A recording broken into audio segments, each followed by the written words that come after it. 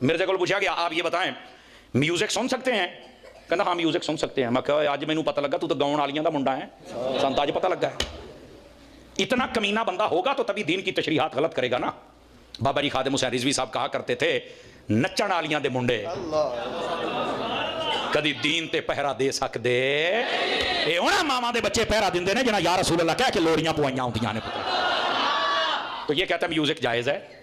آپ مجھے یہ بتائیں نبی پاک علیہ السلام نے یہاں تک فرمایا, توجہ میری طرف, میوزک گانا تو بڑی دور دی گل ہے, فرمایا کہ جو گانے کے ساتھ تبلے ٹھول ہوندے نے نا, چمٹے شمٹے, فرمایا مجھے بھیجا گیا میں ان آلات کو بھی توڑ کے رکھ دوں اور میں یہ حدیث نہ دکھا سکوں جو چور کی سزا میری. نبی پاک علیہ السلام نے فرمایا یہ جو گانا ہے نا, گانا میوزک, فرمایا یہ زنا کا منتر ہے. جب یہ گانا گایا جائے تو دل کے اندر بدکاری کے سارے دروازے کھل جاتے ہیں. اور یہ کیا کہہ رہا ہے میوزک جائز ہے. کہتا نہیں وہ شعر دیکھنے ہیں, ہاں شعر دیکھنے ہیں. بڑی گل ہے, ایڈا دفاع کرنا ہے مجرے والی باجیاں دا ہے, تینوں حیا نہیں آوندا. اگر کوئی اس کا چمچا کڑچھا یہاں بیٹھا ہے تو میں اس کو ویسے گلٹریا کہتا ہوں. گلٹریا سمجھ دیو, میں کتا تے نہیں نہ آکھیا, میں گلٹریا آکھیا. اوے بولو تے صحیح نا.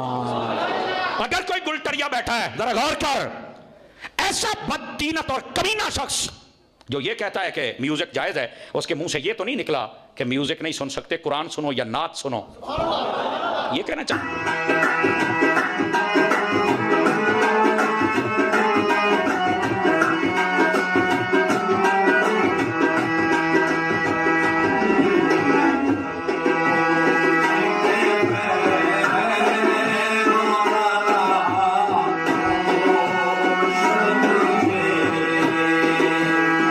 ہاں موسیقی, ایک قوالی کون سنتا ہے؟ بریلوی, چشتیہ. اصول طے کر لو, جو قوالی کو میوزک کو حلال سمجھے, جو حلال کا ہے وہ حلال مانے گا, جو حرام ہاں وہ جملہ بول کے. تو پھر ہم آپ کو لسٹ بتائیں گے کہ کون کون موسیقی کو حلال سمجھتے ہوئے حرامی ہو گیا ہوا ہے. پھر میں نے بات میری وہی تھی, میں نے یہ آپ کو ایک سمجھ لیں ماسٹر کی دے دی ہے.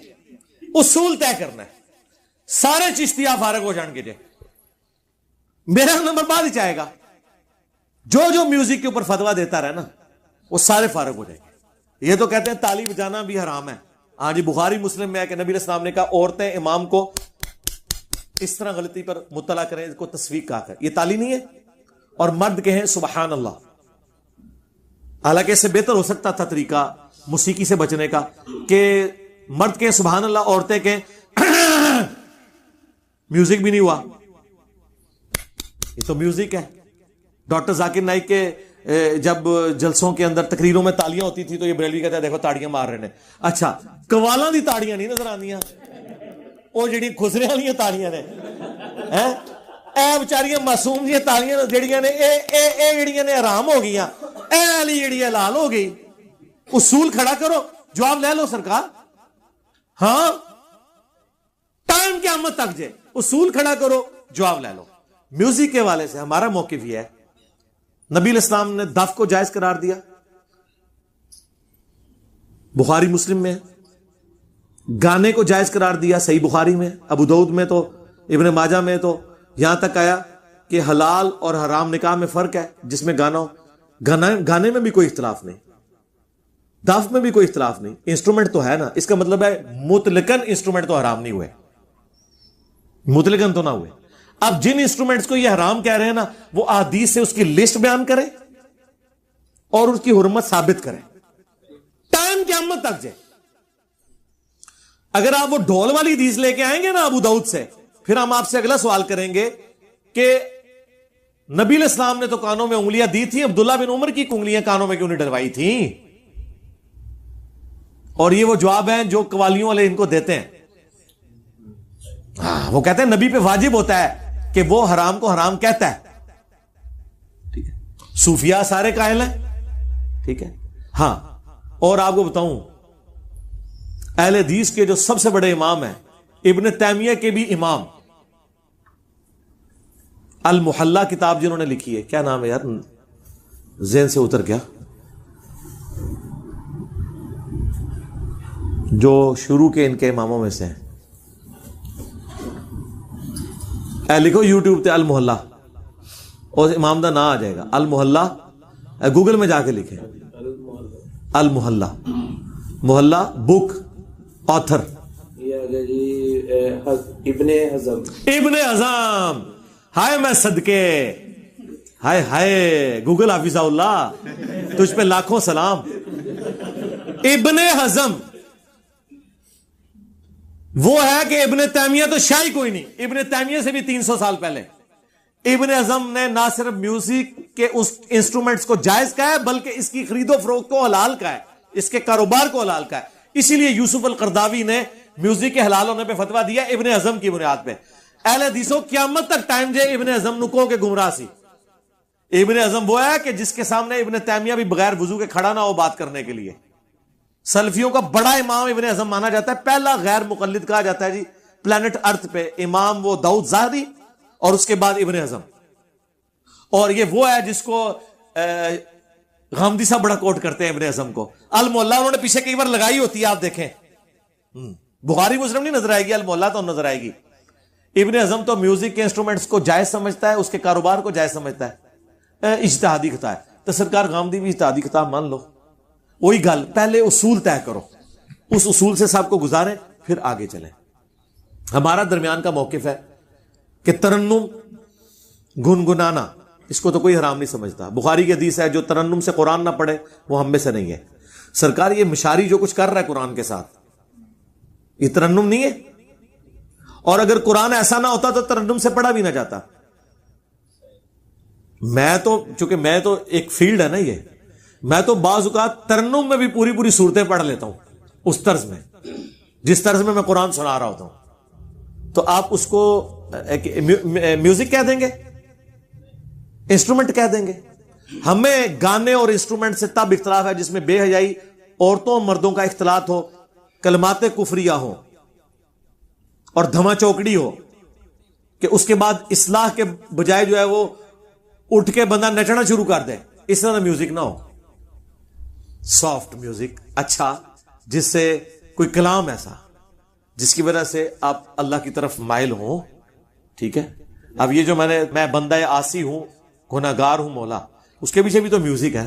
لیکن کیا توحید کا کلام ہے وہ جو خالد حسنین خالد نے پڑھا ہے سرکار، کیا بات ہے. ٹھیک ہے نا جی. اس طریقے سے قوالیاں بھی جو توحید کے اوپر مبنی ہیں، بلکہ کئی کلام میں کہتا ہوں ہے تو وہ عشق مجازی والے ہیں، بس آپ وہ تصور نہ لائیں. تو جناب ناصر حسین کاظمی کی جو یہ غزل ہے میری زندگی ہے تو، اس میں کبھی خدا کو فٹ کر کے کبھی آپ سنیں تو پھر میں آپ سے پوچھوں گا کہ حسان ابن ثابت کی نعت اشعار کے اندر اتنی جان کیوں تھی، اور آپ کی نیت کا ہے نا. اور بیوی خامن کو سنا سکتی، خامن بیوی کو سنائے. ٹھیک ہے. ڈاکٹر ذاکر نائک نے تو اپنے پلیٹ فارم سے گانے، وہ زوجتی انت حبیبتی انتی، وہ کڈی ترسی چونے پڑھی ہے، اور عرب دا ایک نشید پڑھنے والا ہے، اور کتنے نشید پڑھنے. ایک ٹلے مسئلے نے انہوں چھوڑ دو. سرکار عمر سیریز میں سے اگر آپ وہ میوزک نکال دیں اس کی روحانیت ہی ختم ہو جائے گی. سر وہ جو میوزک چلتے ہیں اس کے، وہ اس زمانے میں لے جاتے ہیں آپ کو. سرکار یہ اللہ نے دنیا میں رکھا ہے نا، تو اگر یہ اس طرح کے معاملات ہوتے تو آپ کو بخاری سے لے کے ابن ماجہ تک حدیثیں بھری پڑی ملی ہوتی جس طرح باقی گناہوں کے اوپر مل رہی ہیں. ایتھے نہیں مل رہی ہے ایک کھینچتان کے کبھی لاول حدیث کہہ دیں گے. سرکار لاول حدیث تے فضائل اعمال بھی ہے. وہ کہتے ہیں جی اس زمانے میں وہ سٹوریاں لے آئے تھے قرآن کے مقابلے پہ، تو آپ بھی تو فضائل اعمال اور فضائل صدقات لے آئے، میں لاول حدیث کہہ دیں. وہ کہتے ہیں اس سے ثابت ہوا کہ میوزک چونکہ اللہ سے دور کرتا ہے، تو سر جو میوزک اللہ کے قریب لے آئے پھر کیا بات کریں گے آپ. ہاں اس لیے یہ میں اس معاملے میں اس لیے ڈھیلا رہتا ہوں کہ میں اس کے اوپر کوئی فتویٰ نہیں لگاتا. عمر سیریز کا صرف میوزک چل جائے نا سرکار تو آپ اس زمانے میں پہنچ جاتے ہیں. ٹھیک ہے نا. کوئی نیگیٹو آپ کے اندر انٹینشن پیدا نہیں ہوتی، کوئی شہوت نہیں آپ کی بھڑکتی، کوئی نیگیٹو خیال نہیں آتا، تو اب آپ اس کے اوپر کیا فتویٰ لگائیں گے. اور پھر وہ مجھے ایک موسیقار نے ٹیلی فون پہ جب پوچھا نا تو مجھے کہنے لگا اچھا مجھے بتائیں انجینئر صاحب میوزک اگر حرام ہے، وہ سمجھتا تھا کہ میں یہ کہوں گا، خود ہی فتویٰ لاتا ہوں. اچھا اب میرے فتویٰ لگائیں کہ میں اگر یوں گنگناؤں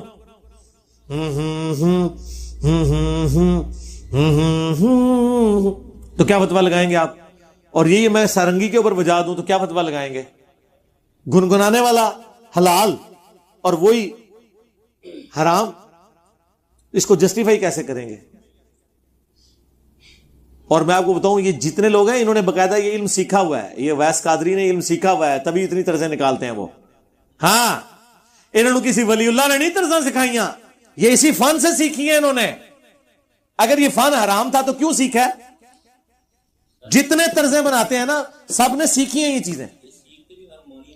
جی اچھا، پیر نصیر الدین نصیر صاحب نے تو ہارمونیم کے اوپر پوری وہ کلام پڑھا ہے، وہ ویڈیو ہی رکھی ہے یوٹیوب پہ. یہ مسئلہ ایسا نہیں ہے گا سخت جس طرح انہوں نے بنا دیتا ہے. اس سے یہ نہ سمجھیے گا کہ ہم یہ جو انڈیا کے بیہودہ گانے یا مائیکل جیکسن کے یہ فضول قسم کے گانے میں ان کے اوپر بات کر رہا ہوں، یہ تو آپ کو سننے کا دل بھی نہیں کرے گا. جو بندہ دیندار ہو کہ یار کوئی فضول کیا ہے، کوئی لاؤ، کوئی سمجھ آوے، کوئی گل ہو رہی ہوئے تو چلو میں سن لاں گا، ٹھیک ہے. وہ خود بخود آپ اس سے دور ہونا شروع ہو جائیں گے. تو ان ساری چیزوں کو دیکھیں. اگر آپ نے فتویٰ لگانا ہے ابن حزم سے لے کے ابھی تک جتنے لوگ ہیں وہ سارے کے سارے اسلام کے دشمن، شیطان کے ایجنٹ، وہ جو جملے انہوں نے رکھے ہیں وہ ڈکلیئر کریں. غامدی صاحب کا تو نمبر بعد میں آئے گا. وہی میں نے کہا تھا اگر اصول آپ طے کریں گے. یہی وجہ ہے کہ میں آپ کو اکثر جگہ فتووں میں ڈھیلا نظر آتا ہوں. میں کہتا ہوں نماز ان کے پیچھے پڑھوں گا، کیوں؟ مجھے پتا ہے کہ میں پھنس جاؤں گا اللہ کے حضور. اگر میں یہ اصول کھڑا کروں گا کہ نماز نہیں ہوتی تو کہیں میرے ماننے والے جو اسٹوڈنٹ ہیں ان کے پیچھے بھی نمازیں نہیں ہو رہی ہوں گے. میں ایک اصول بناتا ہوں کہ نہیں یار یہ اصول ہے نا، بینیفٹ آف ڈاؤٹ دیں گے، سب کو دیں گے. اس کی وجہ سے ہم فتوے لگانے سے بچ جاتے ہیں. واللہ یہ لوگ اگر یہ حرکت کرتے ہیں نا، اصول طے کرتے تو یہ فتوے لگانے سے بچ جاتے، تکفیر کرتے ہی نہ، کبھی بھی نہ کرتے. انہوں نے کیا کیا؟ اصول طے نہیں کیا، چڑھ دوڑے اگلے کے اوپر. اچھا انہیں کیا تھا، انہیں چیک کر لینا ہوئے، انہیں کیا تھا وہ تو بتاؤ انہیں کیا جائے. جس نے طارق مسعود صاحب کے ساتھ کیا، زیادہ سے زیادہ یہ کہنا چاہیے تھا کہ انہوں نے حضرت علی کا ذکر وہاں پہ کرنا مناسب نہیں تھا، اس لیے کہ کبھی غلطی سے بھی حضرت معاویہ کا ذکر نہیں ہوگا. ایسے کبھی غلطی سے بھی 22 رجب کے دن یہ شادی نہیں کروائیں گے، 10 محرم کو کرا لیں گے سنت اسٹیبلش کرنے کے لیے، کیونکہ وہاں اہل بیت کا بغض ہے. کبھی یہ نہیں کہیں گے یار جو 22 رجب حضرت معاویہ کے وہ وفات کا دن ہے تو لوگ سوگ نہ کتنے منان، اسی 22 رجب نو ویاہ کریا کریں گے، خوشی کا دن مناواں گے. کیا کہیں گے؟ یار خدا دا نہ آ جائے، وہ تو شیعہ خوش ہوندے جے دے ہوتے 22 رجب نو نہ ویاہ کرو، 10 محرم کی باری آئے گی تو سنت زندہ کرنی ان کو یاد آ جائے گی. تو ہم کہیں گے ایک اصول رکھو، وہ دونوں پہ اپلائی کرو. بےایمانی ان کی ہوتی ہے اصول 2 رکھ لیتے ہیں، ٹھیک ہے. اصول جب 2 رکھتے ہیں، آپ مجھے بتائیں یہ حضرت حسن کی تعریف ہے کہ ایک دن زنانی رکھ کے چھوڑ دیتے تھے؟ آج کے دور میں بھی آپ یہ کسی غیر مسلم کو پیش کریں گے مذاق اڑائے گا نا.